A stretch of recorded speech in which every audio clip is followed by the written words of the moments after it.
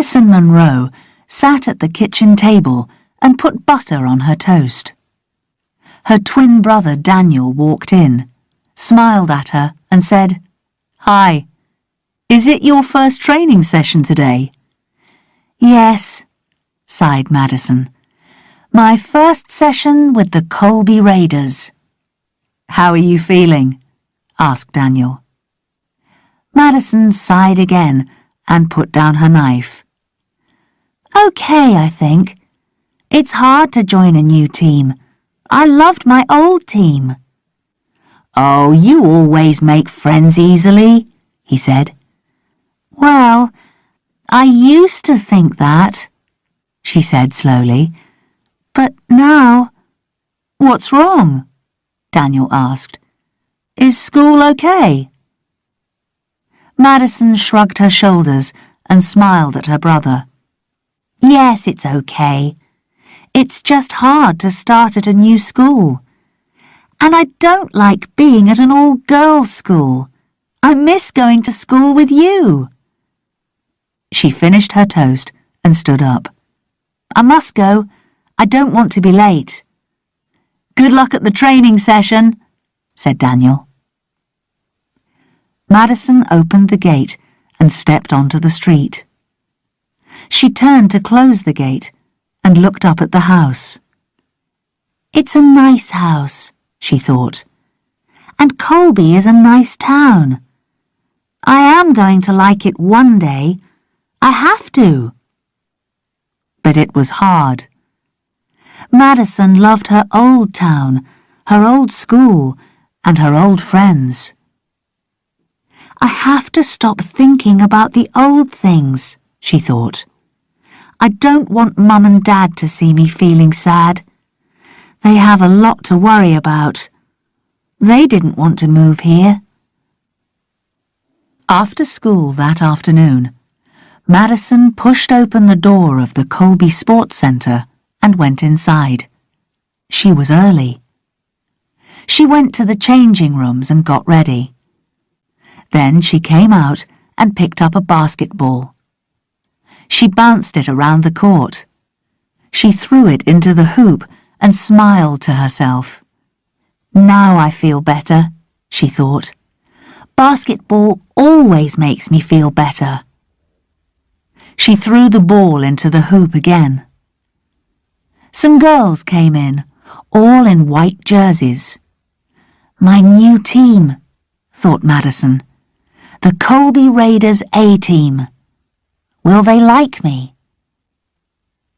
Then a tall man came in and said, "Okay, girls, come over here, please."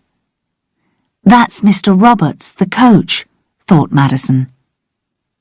He saw Madison and asked, "Are you Madison Monroe?" Madison nodded and tried to smile at everyone. "Okay, girls, this is your new teammate, Madison," said Mr. Roberts. "She's just moved here. She used to play for the Jesmond Jets. I've spoken to their coach about her. She was their best player. We're lucky to have her." Madison felt her face go red. "Oh, great," she thought.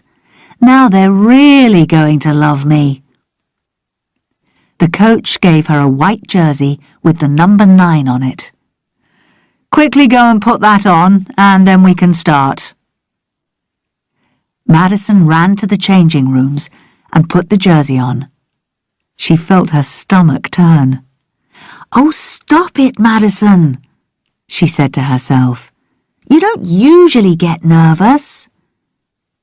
She walked out and saw the girls look at her jersey. One of the girls said something quietly to another girl. The two of them smiled at each other, and it wasn't a friendly smile. "What's wrong with them?" thought Madison. Then she told herself, "Remember, you were the Jesmond Jets' best player." "Okay, here we go." And she ran onto the basketball court. An hour later, she walked unhappily back to the changing rooms with the other girls and got changed. I played really badly, she thought. What was wrong with me? The girl next to her smiled and said, "Hi, I'm Bella, and this is my friend Christine." Madison smiled at them. "Hi, have you played in the team for long?" "This is our second year," said Christine. "Some girls have played in the team for 3 or 4 years." Madison looked across at the other girls. They've all played together for a long time, she thought. Now they have a new teammate, and she isn't very good. "I played really badly," she said to Bella and Christine. "Don't worry," Bella said kindly. "It's hard to join a new team in the middle of the year." Just then, some of the girls walked past them. "Maybe it's the number 9 jersey working its magic again," said one girl nastily. Her friends laughed, and they left the room. "Oh, don't worry about Eva," said Christine. "She likes to be the best player. She's Coach Roberts' daughter." "Yes, and she always likes to tell us that," said Bella. "But what did she say about the number 9 jersey?" asked Madison. "It's working its magic. What magic?" "Oh, don't listen to those stories," said Bella. "What stories?" asked Madison. Bella looked at Christine, and Christine looked at Bella.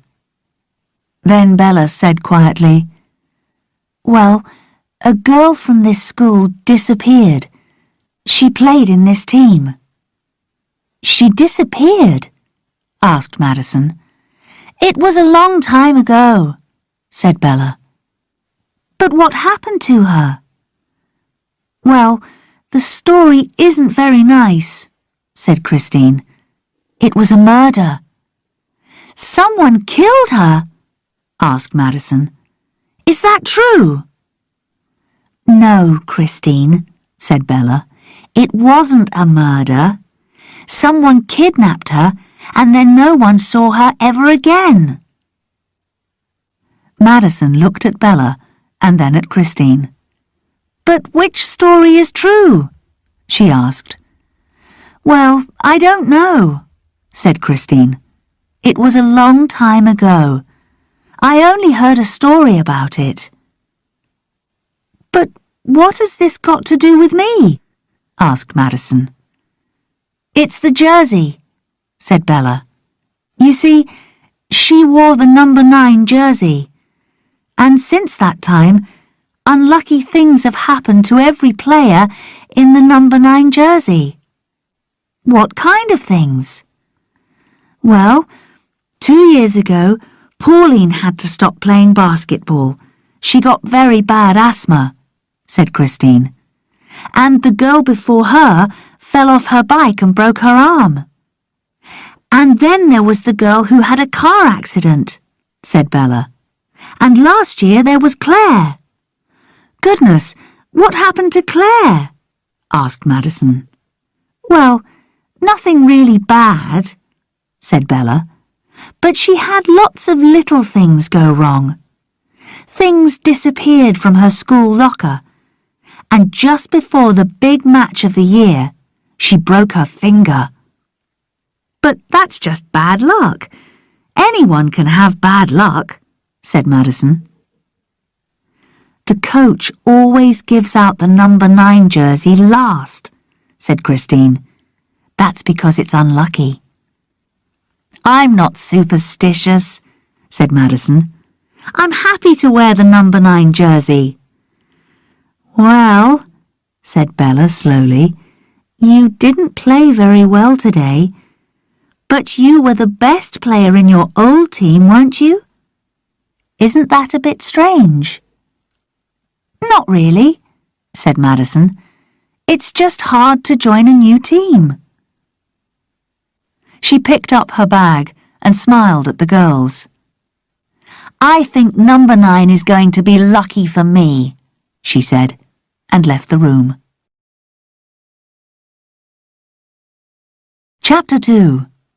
The Coach's Office. But Madison didn't start to play better. The Colby Raiders played games against other teams. They won some and they lost some, but Madison played badly in all of them. After another bad game one Saturday, she sat down on the seats beside Bella and Christine. She felt sad and angry. "Are you okay?" Bella asked. "Oh, I don't know. I used to be a good player, but something's wrong with me," Madison said. "We lost the game today because I played badly." "Oh, that's not true, Madison," said Bella kindly. "And even the best sports people play badly sometimes." The other girls in the team walked past to go to the changing rooms. They glared at Madison. "Loser," said Eva quietly. Madison groaned. "Oh, don't worry about them," said Christine. "Eva is nasty to everyone, and the others just follow her." "Yes, I know," said Madison.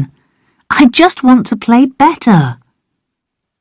Just then, the door opened, and one of her teammates called to her, "Madison, the coach wants to see you in his office after you've changed." "Oh, great," groaned Madison. "This is not going to be good." 10 minutes later, she came out of the changing rooms. Mr. Roberts walked past and said, "Madison, can you wait in my office, please? I'll be there soon." Madison nodded and went into the coach's office. She looked around her. She felt nervous. "The coach isn't happy with me," she thought. She walked over to a bookshelf and looked at the large books there. Carefully, she took one off the shelf. She looked inside the book. "Wow," she thought. "These are the logbooks from each year. This one's from 1985. She saw the names of all the players in the team. She put the book back and looked at all the others on the shelf. They go back to 1975. She turned around and looked at the walls. There were photographs of all the teams. The first one was from 1975 too. This team started more than 30 years ago, she thought. She looked at all the teams from all the years. In each one, she looked at the girl in the number 9 jersey. Just then, the coach came back into the room. "Ah, yes, Madison," he said. "I need to talk with you. How do you feel you are doing?" "Oh, it's a great team," Madison said quickly. "I really like playing with the girls." Yes, said the coach. "But the thing is, you're not playing well." Madison nodded her head. "Oh no," she thought. "What is he going to do?" "Okay, Madison, stay calm. Don't cry, please don't cry." "The coach from your old team told me good things about you. He said to me, 'Madison's a great player. She's my best player.' But was that true, Madison?" "Oh yes, Coach, it was true. I am a good player.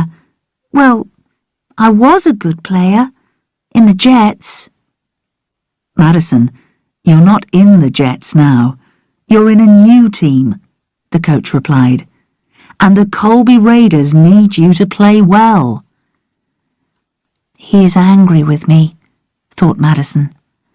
"I am trying to play well." She felt her face go red. She tried to stay calm. She didn't speak. The coach said, "I've decided to give you 2 weeks. 2 more games. I want to see you play better in that time, he said, or you'll be playing in the B team. Madison felt her face go white. The B team? I don't want to play in the B team. I have to play better. I have to work harder. I'm sorry, Mr. Roberts, she said. I have been playing badly. That's true, but I am a good player. I'll train harder. I'll play better. You'll see. Well, you can start with our next game, he said, and waited for her to leave. Then Madison thought of something. She looked at the photos on the wall. Coach, she said, the girls told me about the number 9 jersey. What happened to that girl all those years ago? What are you saying, Madison? The coach said angrily. You're playing badly because of your jersey? No, I just wondered, said Madison. Well, don't, said the coach. There's nothing wrong with the number 9. That's just a silly superstition. I'm not superstitious, said Madison. I just wondered about the girl. The coach looked at one of the photos on the wall, the one from 1979. He was quiet for a moment. Madison waited. It was a long time ago, he said slowly. A long time before I became the coach. Something happened to one of the girls, but I don't know what. Then he walked over to his desk and sat down. He didn't look up. Madison thanked him quietly and left the room. Wow, that was strange, she thought. Maybe he does know something. But what is it? She walked home slowly and thought about her talk with the coach. Chapter 3. A girl doesn't just disappear. Madison opened the front door, dropped her bag in the hall, and walked into the kitchen. She opened the fridge door. She wanted something to eat. She wanted to feel better. Daniel walked into the room, sat down at the kitchen table, and opened his school books. How did the training go? He asked. Don't ask, said Madison. She took a large piece of cake from a box and sat down at the table. She picked up a fork, glared at the cake, and then dug the fork into it. Ouch, said Daniel and laughed. That poor cake!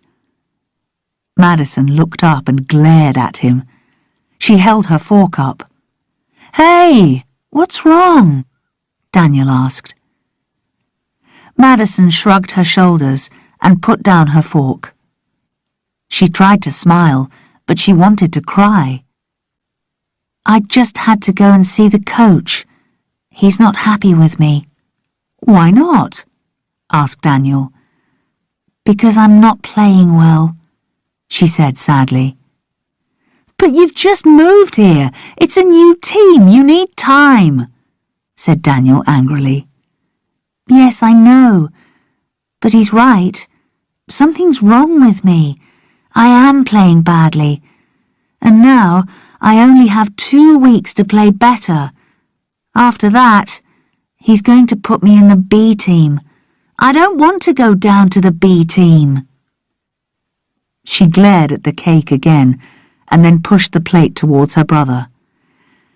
This is not helping, she said. Do you want it? Daniel took the plate and smiled at his sister. He picked up the fork and gently took a piece of cake. He put it in his mouth and closed his eyes. He said. Now this is the way to eat a piece of cake. Madison laughed. Daniel smiled and said, You're a very good player, Madison. You know that. Was a good player, said Madison. But maybe those stories are right. What stories? Asked Daniel. Madison told him about the number 9 jersey. She told him about the girl. And what happened to her? Asked Daniel. I don't know, she said. Christine and Bella didn't know. There are stories about it. No one ever saw her again. Maybe it was a murder. I asked the coach about her, and he got angry with me. But it was strange. He stared at a team photo on the wall, the one from 1979. Maybe he does know something. That is strange, said Daniel. He was quiet for a moment, and then he said, A girl doesn't just disappear, Madison. Something happened to her. Do you want to find out? Well, I am curious, but I don't know. How can we find out? She asked.